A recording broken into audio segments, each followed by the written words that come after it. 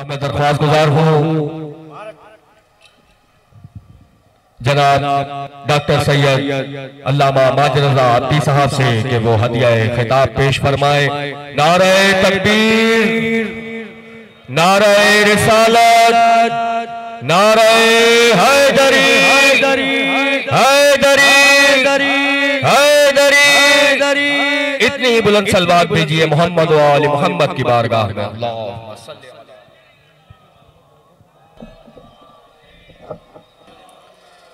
औज़ु बिल्लाहिस समीइल अलीम मिनश शैतानिर लईनिर रजीम। बिस्मिल्लाहिर रहमानिर रहीम। अल्हम्दुलिल्लाहिल मअरूफ़ मिन गैरि रुयतिन वल खालिक़ मिन गैरि रवियतिन अल्लज़ी लम यज़ल क़ाइमन दाइमन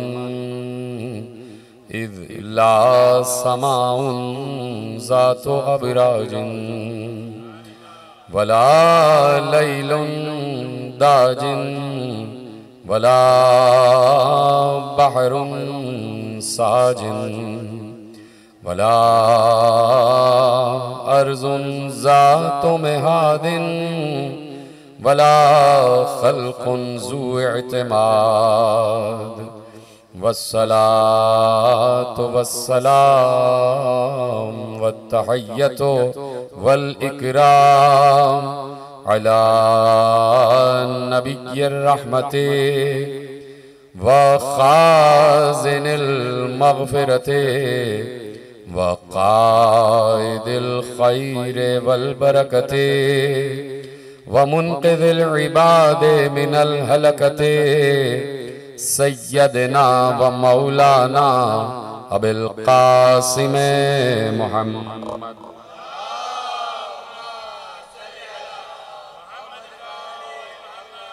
व अहले बैतिहि तय्यबीन अत्ताहिरीन अल-मासूमीन अल-मज़लूमीन अल-मुंतखबीन अल-मुंतजबीन अल्लज़ीना अज़हबल्लाहु अन्हुमुर रिज्सा व तहहरहुम तत्हीरा।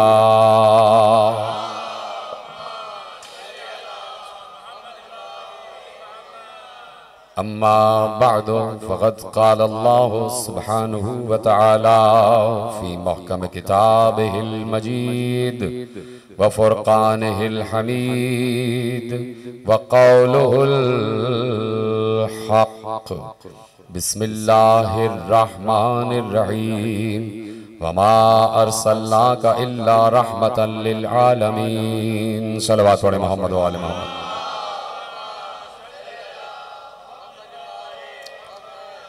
परवरदिगार आलम का शुक्र है कि उसने हमें उस महबूब की मोहब्बत अता फरमाई हुई है कि जिस महबूब को उसने मकसद तख्लीक़ कायनात कहा है।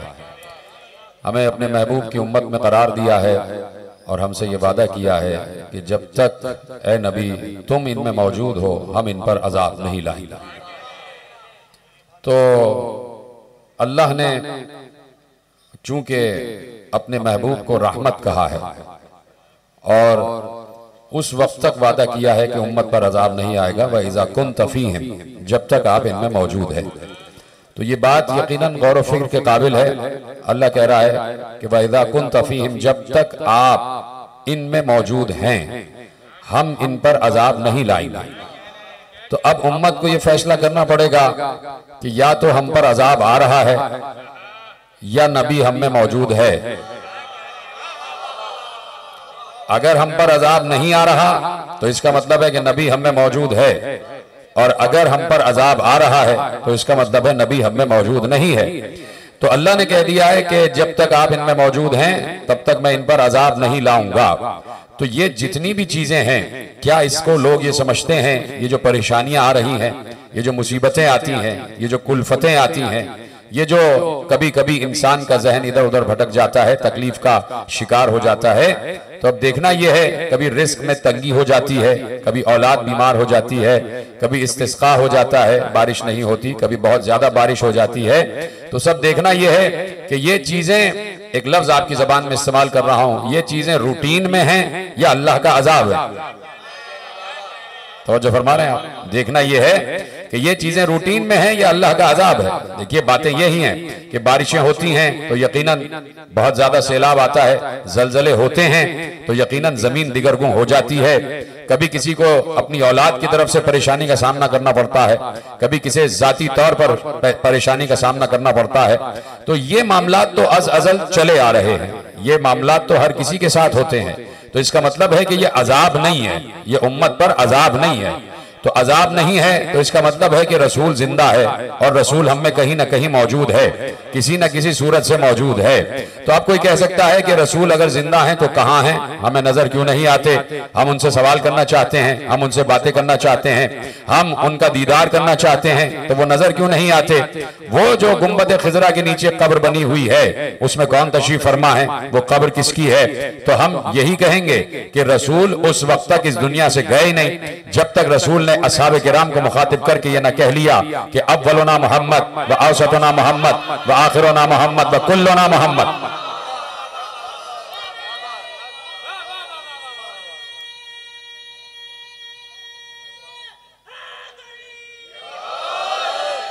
तवज्जो फरमा रहे ना आप। और बहुत तेजी से मुझे मंजिलें तय करना है, इसके बाद मुझे 2 मजालिस पढ़ना है, आप मेरे साथ रहेंगे तो बहुत तेजी से मैं तमाम मनाजिल तय करता हुआ आपको अपने साथ लेता हुआ आगे बढ़ता जाऊंगा। अब यह है वजूद मुस्तफा कि जिससे कोई दौर भी खाली नहीं है।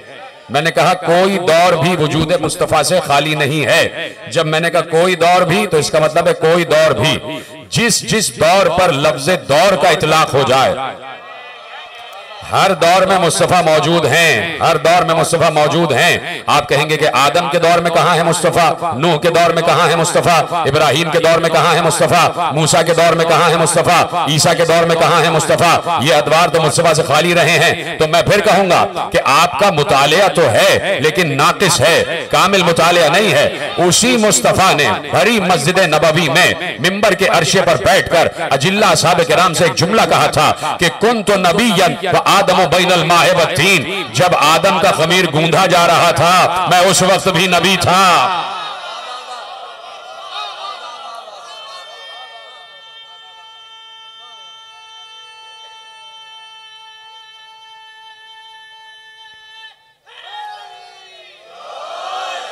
कुन तो नबीयन व आदम बैनल माए व तीन। मैं उस वक्त भी नबी था जब आदम का खमीर गूंदा जा रहा था, जब आदम आबोगिल के दरमियान थे, जब आदम पानी और मिट्टी के दरमियान थे, मैं उस वक्त भी नबी था। तो अब मेरे अजीजों, सुन्नते खुदा भी तो देखो, फितरते खुदा भी तो देखो, उसूले खुदा भी तो देखो, आईने खुदा भी तो देखो। अल्लाह ने इरशाद फरमा दिया लन तजिदा लिसुन्नतिल्लाहि तब्दीला। तुम हमारी फितरत में, हमारी सुन्नत में, हमारे आईन में, हमारे उसूल में, हमारे कानून में कभी तब्दीली नहीं पाओगे। हमारा कानून जो अजल से है वो अबद तक रहेगा। आयत तो आपने सुनी हुई है, लन तजिदा लिसुन्नतिल्लाहि तब्दीला। तुम हमारी सुन्नत में, हमारी फितरत में, हमारे आईन में, हमारे उसूल में, हमारे कानून में कभी तब्दीली नहीं पाओगे कि हमारा कल कोई और फैसला था और कल कोई और फैसला हो जाए। हम बदलने वालों में से नहीं है, ये तो तुम हो। कब कल किसी और के साथ हो, आज किसी और के साथ हो जाते हो, कल किसी और के साथ हो जाओगे। अपने फैसले तुम बदलते रहते हो, लेकिन हमारे यहाँ फैसला नहीं बदलता, हमारे यहाँ उसूल नहीं बदलता, हमारी सुन्नत नहीं बदलती। अल्लाह कह रहा है कि मेरी सुन्नत कभी नहीं बदलती, मेरी जो एक फितरत है वो अजल से है और अबद तक रहेगी। तो अब अल्लाह की सुन्नत ये है, अल्लाह की फितरत ये है कि वह हर दौर में नबी भेजता रहा है।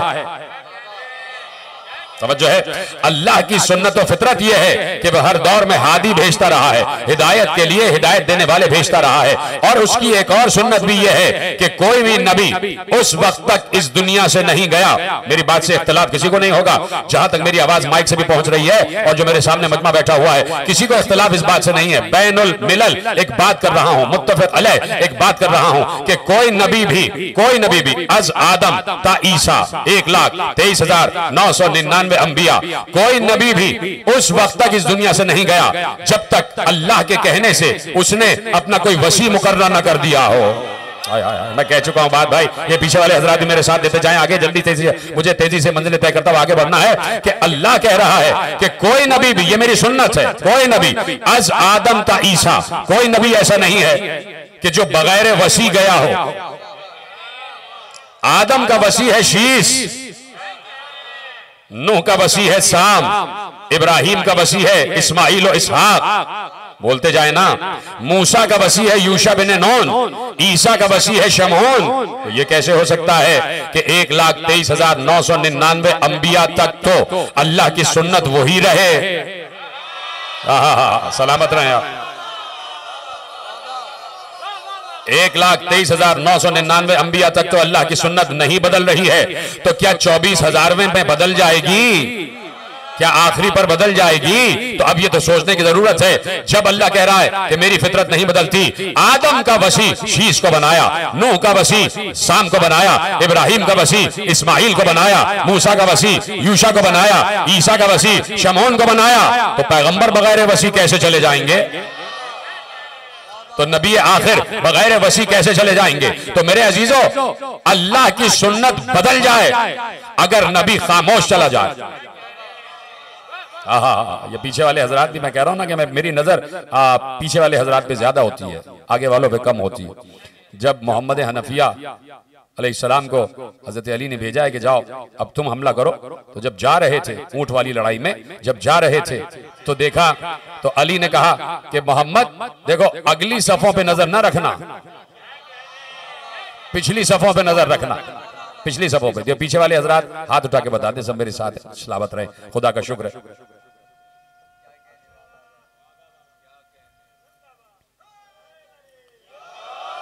सलामत रहे आप, सबके लिए मैं दुआ गो हूं। तो अब अली कह रहे हैं और उसके बाद पैगंबर, कोई भी अल्लाह कह रहा है कि कोई भी नबी उस वक्त तक इस दुनिया से नहीं जाता जब तक अपना वसी नामजद न कर ले। सलवात पढ़े मोहम्मद वाले। जैसी आवाज थी वैसी रखो, ये तुमने स्पीकर वाला बंद क्यों कर दिया? सलवात पढ़े। कौन है इधर बैठा हुआ? ये क्यों चेंज कर रहा है आवाज? मजलिस हो रही है। जैसी आवाज है बेटा वैसी रखो, इससे पहले जो थी अभी तक जैसे आवाज थी वैसी रखो।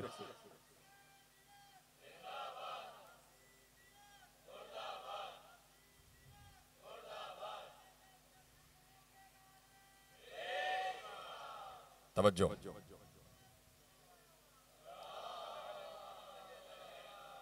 तवज्जो फरमा रहे हैं आप? तुमको महसूस नहीं हो रहा कि आवाज बंद हो गई है? अच्छा चलें बाहर।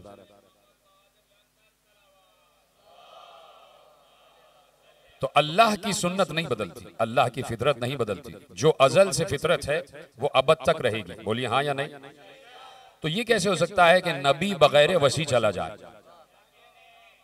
तो उस वक्त हम समझेंगे कि अल्लाह की सुन्नत बदल गई अगर नबी जाते जाते खामोश चला जाए। अगर नबी कुछ कह के न जाए तो हम समझ लेंगे कि अल्लाह की सुन्नत बदल गई, और अल्लाह की सुन्नत कभी बदलती नहीं है। इसलिए नबी को इस आयत का भरम रखना पड़ेगा। अगर नबी खामोश चला जाए तो इसका मतलब है अल्लाह की सुन्नत बदल गई, और नबी अगर जाते जाते मन कुन्तु मौला हो फहादा अली मौला कह के जाए,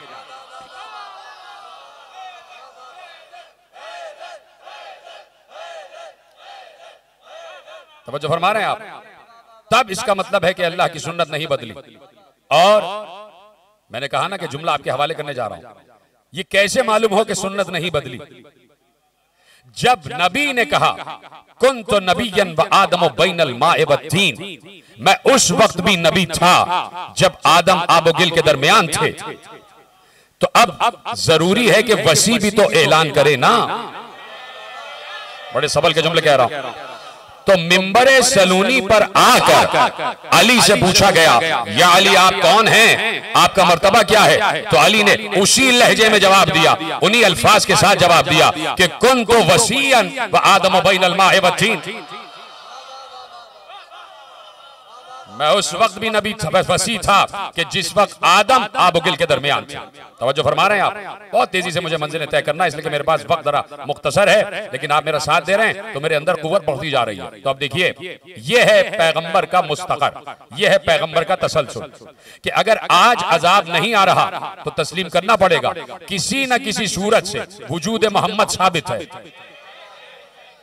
किसी न किसी सूरत से वजूद मोहम्मद साबित है। तो अब मेरे अजीजों, अब ये तो है आज का तसलसल नूर मोहम्मद, इसकी इब्तिदा क्या है?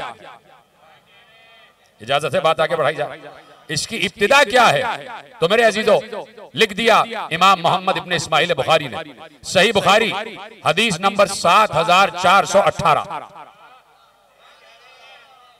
इमाम बुखारी हदीस नंबर 7418, नोट कर लें, और नोट हो रहा है, रिकॉर्ड हो रही है बात।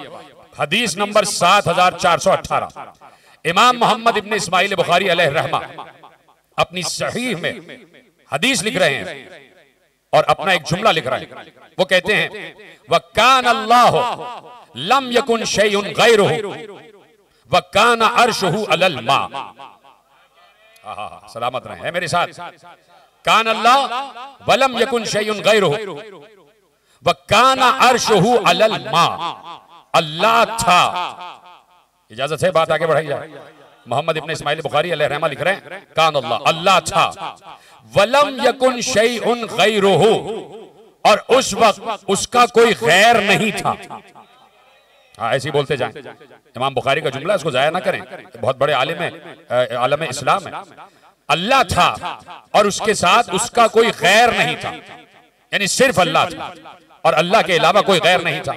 वकाना अर्शुहु अलल मा, और उस वक्त अर्श पानी पर था।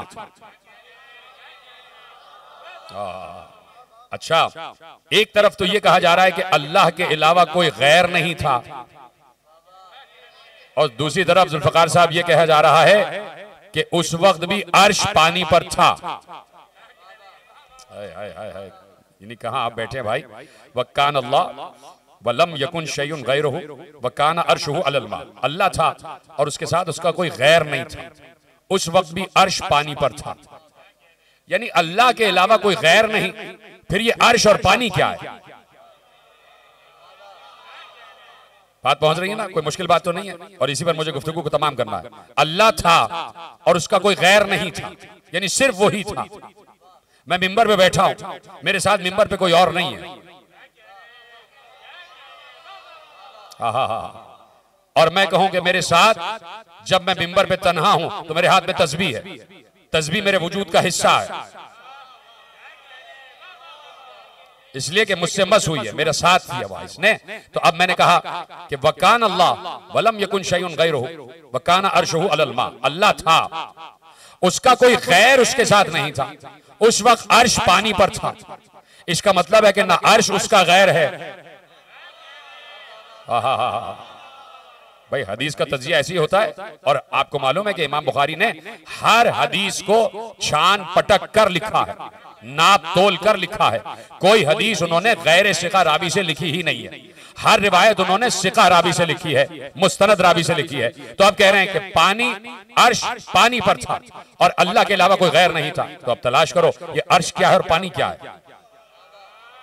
जो कि उसका गैर नहीं है, जो कि उसका गैर नहीं है। ये अर्श क्या है और पानी क्या है? तो मैं सारी मंजिलें कता करते हुए एक आयत आपके हवाले करता हूं, इजाजत है। सूरह मोमिन में इरशाद फरमाया, अल्लज़ीना अल्लज़ीना अल्लज़ीना, यानी वो लोग।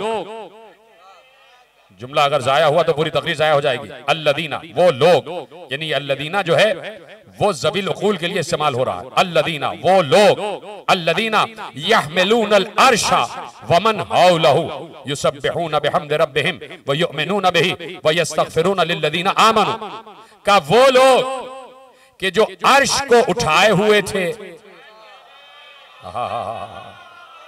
जीते रहे, अगर समझ गए। पीछे वालों से मैंने कहा था कि आप हाथ उठा के बताते रहे कि जुमले आप तक पहुंच रहे हैं। वो लोग कि जो अर्श को उठाए हुए हैं, यहमिलूनल अर्श वमन हौलहु, वो लोग जो अर्श को उठाए हुए हैं और वो जो अर्श का तवाफ कर रहे हैं। युसब्बिहूना बिहम्दि रब्बिहिम, वो अपने रब की तस्बीह कर रहे हैं, व युमिनूना बिही, उस पर ईमान लाए हुए हैं, व यस्तगफिरूना लिल्लज़ीना आमनू, और ईमान वालों के लिए इस्तगफार कर रहे हैं। तो इसका मतलब है कुछ लोग अर्श को उठाए हुए हैं। हाय हाय हाय हाय। इसका मतलब है, कुरान की सूरह मोमिन की आयत मैंने आपके हवाले की है, इसका मतलब है कुछ लोग अर्श को उठाए हुए हैं और कुछ हैं जो अर्श का तवाफ कर रहे हैं। बात पहुंच गई। और इमाम बुखारी ने क्या कहा, कान अल्लाह वलम यकुन शैउन गैरुहु व काना अर्शुहु अलल मा, अल्लाह था और उसका कोई गैर नहीं था। उस वक्त भी अर्श पानी पर था, यानी पानी ने अर्श को उठाया हुआ था। अब तलाश करो पानी कौन है जिसने अर्श को उठाया हुआ है। अब तलाश करो कि पानी कौन है जिसने अर्श को उठाया हुआ है, जिसने अर्श को उठाया हुआ। ये दो बातें आपके जहन में पहुंच गई। अब मैं नतीजा आपके हवाले कर रहा हूं, तैयार है सब? जिस तक मेरी आवाज ना पहुंचे वो हाथ उठा के अपनी आवाज मुझ तक पहुंचा दे। अल्लाह नहीं, अल्लाह था, उसके साथ कोई गैर नहीं था। उस वक्त अर्श पानी पर था, यानी पानी ने अर्श को उठाया हुआ था। आयत क्या कह रही है? अल्लज़ीना यहमिलूनल अर्श, वो लोग जिन्होंने अर्श को उठाया हुआ है। इसका मतलब है कुछ लोग हैं जिन्होंने अर्श को उठाया हुआ है। अब वो कब से हैं? जीते रहे, सलामत रहे। अब वो कब से हैं? कब से हैं? वो जब से हैं कि जब से अर्श को पानी ने उठाया हुआ है। और अर्श ने पानी को जब उठाया हुआ है तो उस वक्त अल्लाह का कोई गैर नहीं है। इसका मतलब है अर्श भी अल्लाह का गैर नहीं है, और जिस अर्श को पानी ने उठाया हुआ है वो भी अल्लाह का गैर नहीं है। तो ये पानी जो है जिसने अर्श को उठाया हुआ है, ये है कौन? इसका मतलब है कि वो अल्लाह से बिला फसल है, अल्लाह से बिला फसल है। अब जुमला आप तक पहुंचा दूं, नतीजा आप तक पहुंचा दूं कि वो कौन है कि जो माँ है, अल माँ है, जिसने अर्श को उठाया हुआ है। तो अल माँ वो होगा जो अव्वल मखलूक होगा। अल माँ वकाना अर्शुहु अलल माँ, अल माँ वो होगा जो अव्वल मखलूक होगा। तो दुनिया सर मारती मारती मर जाती, न पता चलता कि ये अल माँ कौन है कि जिसने अर्श को उठाया हुआ है, और ये अर्श कौन है, ये अल माँ कौन है कि जो अल्लाह का गैर भी नहीं है। दुनिया को पता ही न चलता अगर मोहम्मद मुस्तफ़ा अहमद मुश्तबा सल्लल्लाहु अलैहि वसल्लम मिंबर पर बैठकर अजिल्ला अस्हाब किराम से ये न कहते कि अव्वलु मा खलक़ल्लाहु नूरी, सबसे पहले अल्लाह ने मेरे नूर को खल्क़ किया है। जीते रहें, सलामत रहें आप। सबसे पहले अल्लाह ने मेरे नूर को खल्क़ किया है। इसका मतलब है अव्वल मखलूक है मुस्तफ़ा, अव्वल मखलूक है मुस्तफ़ा। अब यहां मैं आप तक एक जुमला पहुंचाना चाहता हूं, और जुमला बहुत अहम तरीन किताब से सीरत हलबिया में लिखा है, और अल्लामा कस्तलानी ने मवाहिब लदुन्निया में लिखा।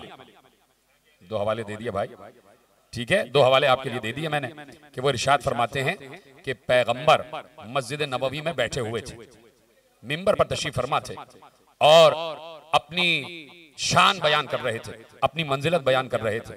ऐसे में पैगंबर ने उम्मत को मुखातिब करके कहा, इन्नल्लाह तआला क़द खलक़ा क़ब्ल अल अशिया नूर नबियों का, अल्लाह ने तमाम अशिया से पहले तुम्हारे नबी के नूर को खल्क़ किया।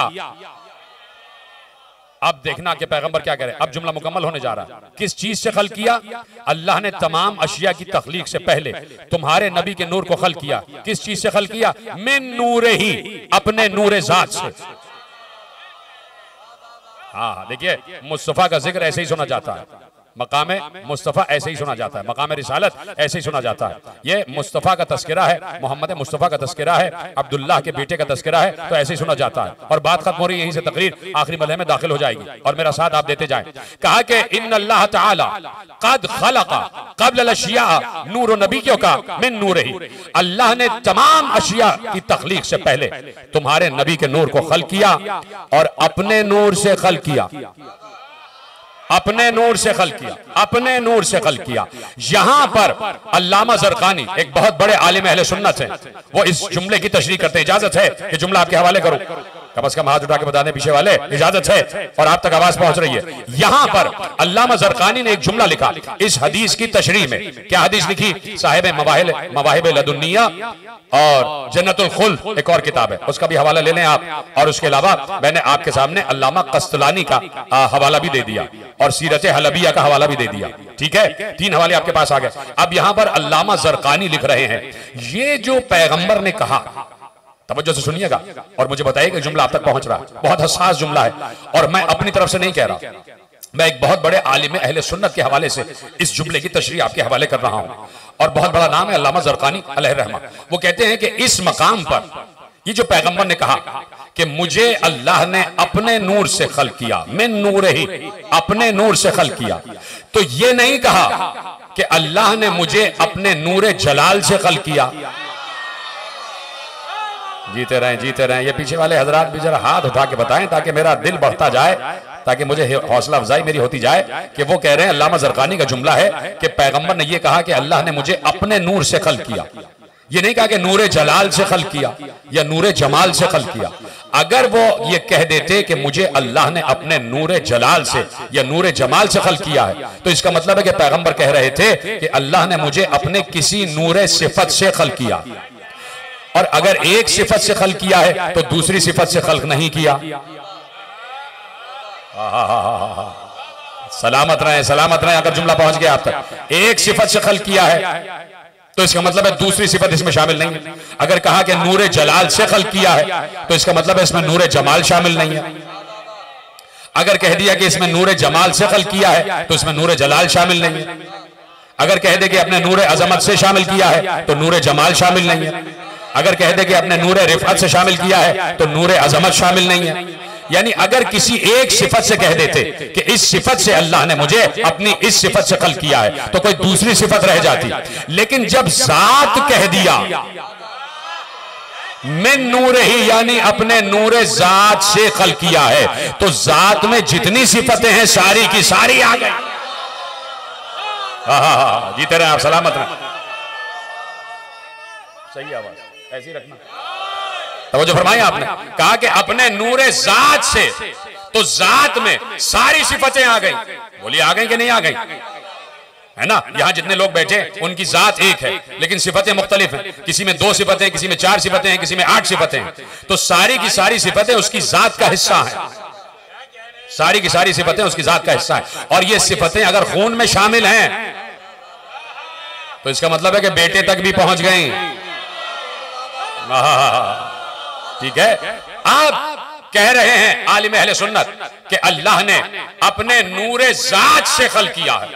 इसका मतलब है कि ज़ात में जितने सिफात हैं वो सब के सब ज़ात मोहम्मद में समोए जा रहे हैं। अपने जितने सिफात हैं वो सब के सब ज़ात मोहम्मद में मौजूद हैं। तो अब ये जितनी सिफतें हैं, ये जितनी सिफतें हैं, आदम की सिफत, नूह की सिफत, इब्राहिम की सिफत, मूसा की सिफत, ईसा की सिफत, इस्माइल की सिफत, इसहाक की सिफत, इलियास की सिफत, खिज़र की सिफत, इदरीस की सिफत, लूत की सिफत, हूद की सिफत, सालेह की सिफत, ये जितने अंबिया के सिफात हैं, जाके पढ़िएगा, लिखा हुआ है जुमला और पढ़ रहा हूं। बहुत बड़े आलिम हैं गुलाम रसूल जमाअती नक्शबंदी, उनकी किताब से जुमला आपके हवाले कर रहा हूं। उन्होंने कहा कि अल्लाह ने पैगंबर को अपने नूरे ज़ात से खल्क़ किया और बाकी तमाम अंबिया को अपने नूरे सिफात से खल्क़ किया। तो हर नबी अल्लाह की किसी न किसी सिफत का मजहर है। जी जरा, हर नबी अल्लाह की किसी न किसी सिफत का मजहर है। अगर एक नबी एक सिफत का मजहर है तो दूसरे नबी के पास दूसरी सिफत है, तीसरे नबी के पास तीसरी सिफत है, चौथे नबी के पास चौथी सिफत है, पांचवें नबी के पास पांचवी सिफत है। 1,23,999 अंबिया हैं तो हर नबी अल्लाह की किसी न किसी सिफत का मजहर है। तो जो सिफतें नबियों में तकसीम हो गई वो सारी सिफतें मोहम्मद में सिमट कर आ गई। जीते रहे, सलामत रहे आप।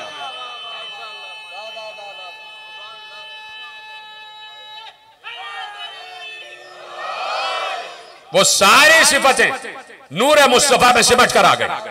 अब जो आदम की सिफत है, जो नूह की सिफत है, जो मूसा की सिफत है, जो इब्राहिम की सिफत है, जो ईसा की सिफत है अलैहिस्सलातु वस्सलाम, ये सारे हमारे नबी हैं, बड़े काबिल एहतराम नबी हैं। ये सारी सिफतें सिमट कर जाते मुस्तफा में आ गई। नहीं, जुमला पलट रहा हूं और आखिरी आदमी तक चाहता हूं कि मुझे बताया जाए कि जुमला अब तक पहुंच रहा है। मैंने क्या कहा? जितनी सिफतें वो सारी सिमट कर मोहम्मद मुस्तफा में आ गई। नहीं, जुमला मैंने गलत कहा। मोहम्मद मुस्तफा में जितनी सिफतें थी वो बटी तो अंबिया में तकसीम होती चली गई।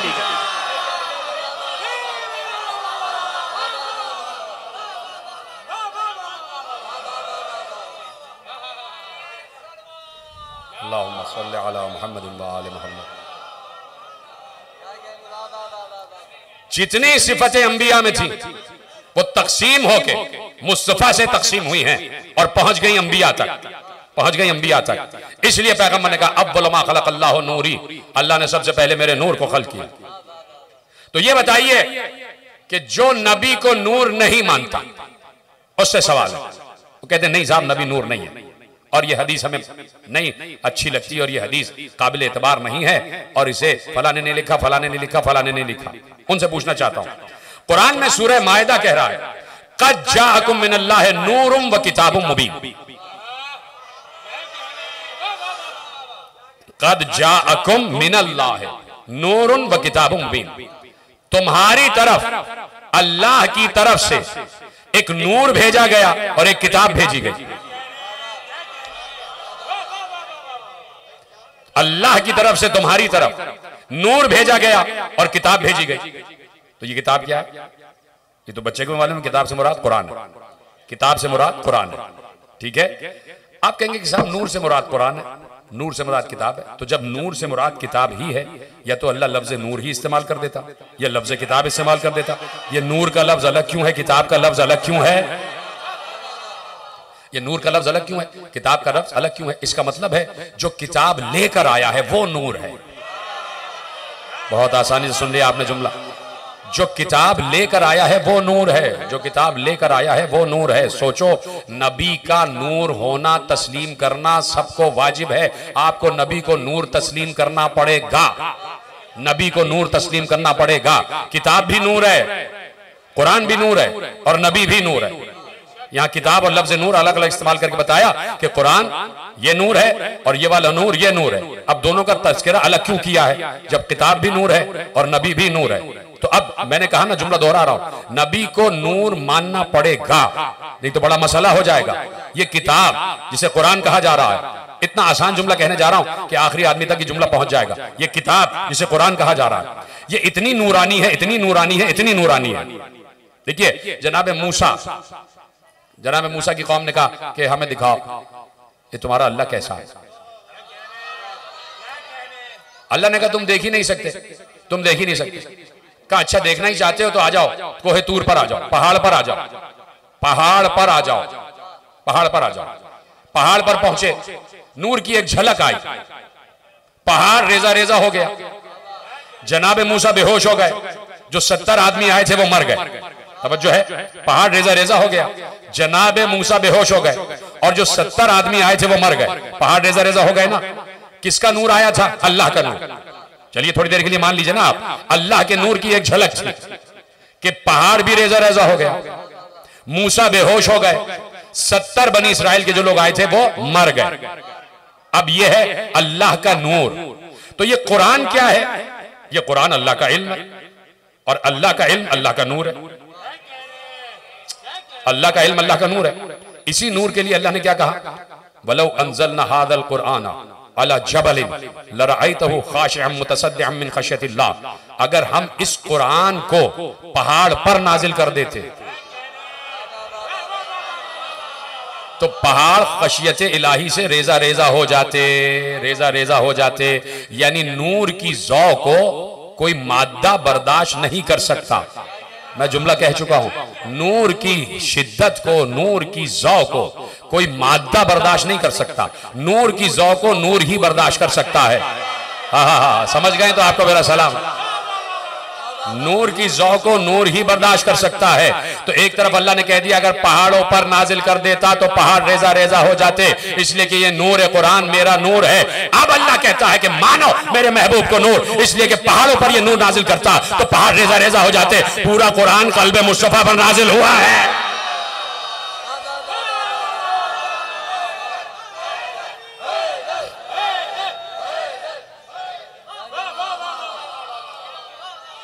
पूरा का पूरा कुरान क़ल्ब मुस्तफ़ा पर नाजिल हुआ है। ना मुस्तफ़ा रेजा रेजा हो रहे हैं, ना उसकी शिद्दत से पिघल रहे हैं, ना बोझ महसूस कर रहे हैं, इसलिए कि नूर ने नूर को उठाया हुआ है।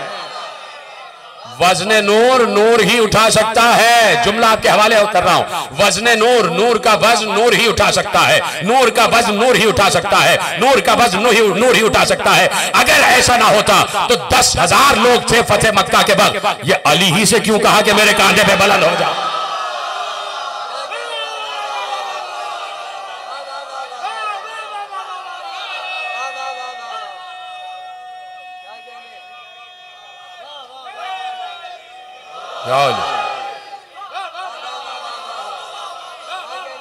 नूर का वज़्न नूर ही उठा सकता। तो कुरान नूर है तो मानना पड़ेगा कि क़ल्ब मुस्तफ़ा भी नूर है। आप कहेंगे कि नूर है, नूर है, नूर है, ये तो मादी शक्ल में आ गया। ये तो इंसान थे, इनके तो जिस्म पे जख्म भी लग रहे थे, इनको तो फाके भी होते थे, ये पेट पे पत्थर भी बांधते थे, ये बाजारों में चला फिरा भी करते थे। तो मैं कहूंगा कि भाई आपको आयतें याद ही नहीं, आप पढ़ लेते। सूरह मरियम में बहुत आसान जुमला कहने जा रहा हूं और आप सब समझ जाएंगे कि मैं कहना क्या चाह रहा हूं। सूरह मरियम में अल्लाह ने कहा कि मरियम मुसल्ला इबादत पर बैठी हुई थी, हमने जिब्राइल को भेजा। जनाबे मरियम के पास जिब्राइल आए ना आए। जिब्राइल कौन है? नूर है। जिब्राइल, हजरत जिब्राइल नूर है, नूर, इससे किसी को इनकार नहीं है। हजरत जिब्राइल नूर है। जनाबे मरियम के पास भेजा, क्या कह के भेजा? वह अरसलना इलैहा रूहना, हमने उनकी तरफ अपनी रूह को भेजा। फतमस्सला लहा बशरन सबिया, कर दूं तर्जुमा? वो नूर जो जिब्राइल था वो अलहदा बात है कि उसे हमने बशर की शक्ल में भेजा। हाय हाय, मैं बात कह चुका, आप पीछे रह गए। हमने अपनी रूह यानी जिब्राइल को मरियम के पास भेजा और नूर है जिब्राइल और जिब्राइल है नूर, लेकिन उस नूर को हमने बशर की शक्ल में भेजा। बशर की शक्ल में भेजा। जब अल्लाह के एक मलक का नूर, करोबियाने अर्श, हमारे मकतब की रिवायत में लिखा हुआ है कि मलाइका आसमानी में तबकात हैं, उनमें करोबियाने अर्श हैं जो मुकर्रब बारगाह इलाही है और वो सारे के सारे दिल में मोहब्बत अली रखते हैं। उन करोबियों में से एक करोबी का नूर था जो मूसा को तूर पे दिखाई दिया। उन मलाइका में से एक मलक का नूर था कि जो मूसा को कोहे तूर पर दिखाई दिया तो मूसा बेहोश हो गए। ठीक है, अब कहना यह चाहता हूं, मूसा तो मर्द थे, कलीमुल्लाह भी थे, मूसा का गजब भी मशहूर है, मूसा का जलाल भी मशहूर है, मूसा का रोबो दबदबा भी मशहूर है। उसके बावजूद उस नूर की ज़ौ को बर्दाश्त न कर सके। बिल्कुल बराह रास्त नूर आ रहा था। उस नूर ने किसी शक्ल में अपने को तब्दील नहीं किया था। जो नूर कोहे तूर पर चमका था वो बराह रास्त नूर था। उस नूर ने अपने को किसी शक्ल में तब्दील नहीं किया हुआ था। जब मूसा जैसा मर्द, जिसका गजब मशहूर है, जिसका जलाल मशहूर है, जिसका गुस्सा मशहूर है, जिसका रोबो दबदबा मशहूर है, जिसकी शजाअत मशहूर है, जब वो उस बरहना नूर की ज़ौ को बर्दाश्त न कर सके तो अगर जनाबे मरियम के पास बराह रास्त जिब्राइल नूर बन के आ जाते तो जनाबे मरियम भी बर्दाश्त न कर पाती। इसलिए जरूरी था ताकि तुम बर्दाश्त कर सको, इसलिए अपने महबूब को लिबासे बशर में दे के भेजा है। अगर अपने असली शक्ल में आ जाता तो तुम्हारा भी वही हश्र होता तो कौम मूसा का हश्र, जो कौम मूसा का हश्र हुआ तुम्हारा भी वही हश्र होता। तो अब मानना पड़ेगा कि अगर जिब्राइल नूर है तो मुस्तफा भी नूर है। इसलिए जिब्राइल का नाम बाद में आ रहा है, मुस्तफा का नाम पहले आएगा। इसलिए कि यह हदीस मुत्तफ़क़ अलैह हदीस है, लौ लाख नमा खलक़तुल अफ़लाक, कुछ ना बनाता अगर तुम्हें बनाना मकसूद ना होता। भाई देखिए, अंबिया अफजल है ना मलाइका से? अंबिया अफजल है ना मलाइका से? बोलिए हाँ या नहीं? अंबिया अफजल है मलाइका से। हर रिवायत में लिखा हुआ है कि नूरे नबी की जबीन से, जबीन है नूरे नबी, यानी नबी के जिस्म की बात नहीं हो रही, इस खाकी जिस्म की बात नहीं हो रही जिस लिबास बशर में नबी आए थे, नूरे नबी की बात हो रही है और आलम अरवाह की, आलम अनवार की बात हो रही है कि जब नूरे नबी खल्क हुआ है और उसने आखिरी नूरे इल्म में, आखिरी दरिया इल्म में गोता खाया है, और जब वो नूर बाहर बरामद हुआ है तो उसकी जबीन से 1,23,999 पसीने के कतरे टपके और हर कतरे से अल्लाह एक नबी बनाता गया, नबी बनाता गया। तो भाई नबी अफजल है ना, अंबिया मलाइका से अंबिया अफजल है, तो इसका मतलब है हर नबी जिब्राइल से भी अफजल है, हर नबी जिब्राइल से भी अफजल है। और हमारा नबी कौन है? अफजलुल अंबिया, हमारा नबी हर नबी से अफजल है। तो मानना पड़ेगा कि सबसे पहले नूरे नबी अल्लाह ने खल्क किया। जहां से बात खत्म हो रही थी, जहां से शुरू हुई वहीं खत्म हो रही है। अव्वलु मा खलक अल्लाहु नूरी, सबसे पहले अल्लाह ने मेरे नूर को खल्क किया। अब तलाश करो कि वो नूरे नबी है कहां। तो मैंने कहा कि देखो कि अव्वलुना मोहम्मद व औसतुना मोहम्मद व आखिरुना मोहम्मद व कुल्लुना मोहम्मद, हम सब के सब मोहम्मद हैं, अपने अपने दौर का मोहम्मद उन्हीं सिफात का हामिल है जिस सिफात का मोहम्मद है मुस्तफ़ा हामिल है। इसलिए पैगम्बर ने अपने दोनों नवासों को उठाकर कहा कि हसन मुश्तबा सर से लेकर शिकम तक मुझसे मुशाबे है और शिकम से कदमों तक हुसैन मुझसे मुशाबे है। तो अब हुसैन जो अमल कर रहा है वो हुसैन का अमल नहीं है, वो रसूल का अमल है। हुसैन मिन्नी व अना मिनल हुसैन, हुसैन मुझसे है और मैं हुसैन से हूँ। हुसैन का एक बेटा है कि जो पूरी जिंदगी रोता ही रहा है, जिसने पूरी जिंदगी गिरिया किया है। इसलिए कि जब भी पानी का जाम सामने आता था मेरे मौला ज़ैनुल आबिदीन पानी देख देख कर रोते थे, हाय यही पानी अली असगर को ना मिला, हाय यही पानी मेरे बाबा को ना मिला। आज उसी इमाम की शबीह ताबूत बरामद होने वाला है, आपने गिरिया शुरू कर दिया है। अब ज़्यादा तवील मसाइब की ज़रूरत ही नहीं है, आप हाय हुसैन की आवाज़ें बुलंद करें, उन्हीं आवाज़ों की छाँव में ताबूत बरामद हो जाएगा। जब भी देखते हैं पानी का जाम मेरा मौला सज्जाद रोने लगता है, हाय यही पानी सकीना को ना मिला। क्या गुजरती होगी सैयदे सज्जाद पर कि जब सकीना चंद कतरे पानी के मांगती है, उसे पानी तो नहीं मिलता, भाई के सामने हमशीर के तमाचे लगाए जाते हैं। 4 बरस की बच्ची अपने भाई के सामने तमाचे खा रही है और मेरे मौला ने कहा कि सलाम हो उन रुखसारों पर जिनका रंग हर महल्ले में बदलता रहा, जिनका रंग हर शहर में बदलता रहा। इतने तमाचे सकीना को मुंह पे लगे हैं कि सैयदे सज्जाद देख कर कोढ़ कोढ़ कर रोते थे, घुट घुट कर रोते थे, सिसक सिसक कर रोते थे। तो सिर्फ यही थोड़ी कि सज्जाद ने सकीना को तमाचे लगते हुए देखा है, अरे सकीना ने सज्जाद को दुर्रे लगते हुए देखे हैं। 4 बरस की बच्ची कितना सहम जाती होगी जब उसके बड़े भाई की पुश्त पर दुर्रे मारे जा रहे होंगे और कोई जगह पुश्त पर ऐसी नहीं थी कि जहां दुर्रों के निशान ना हो, जहां दुर्रों के निशान ना हो। खत्म हो गई तकरीर, मेरा मौला 25 मुहर्रम की शब आई तो मेरा मौला आखिरी सांसें ले रहा था, मेरा मौला ज़ैनुल आबिदीन आखिरी सांसें ले रहा था। आखिरी जुमले पढ़ने जा रहा हूं, आपने गिरिया किया, यकीनन माले मजलिस अदा हो गया। आपके इन आंसुओं को रुमाले ज़हरा में जगह अता हो गई है, आपकी आवाज़ें बुलंद हो जाए। आखिरी जुमला कहने जा रहा हूं, जिसका बेटा सलामत होता है तो बाप को शान से गुस्ल भी देता है और कफन भी देता है। मोहम्मद बाकर सामने मौजूद हैं तो ये कैसे हो सकता है कि ज़ैनुल आबिदीन बेगोरो कफन रह जाएं। मैं कहूंगा मौला ज़ैनुल आबिदीन आपका जनाजा गुस्ल भी दिया गया, कफन भी पहनाया गया, आपके पास बेटा मौजूद है कि जो आपका जनाजा लेकर के जा रहा है।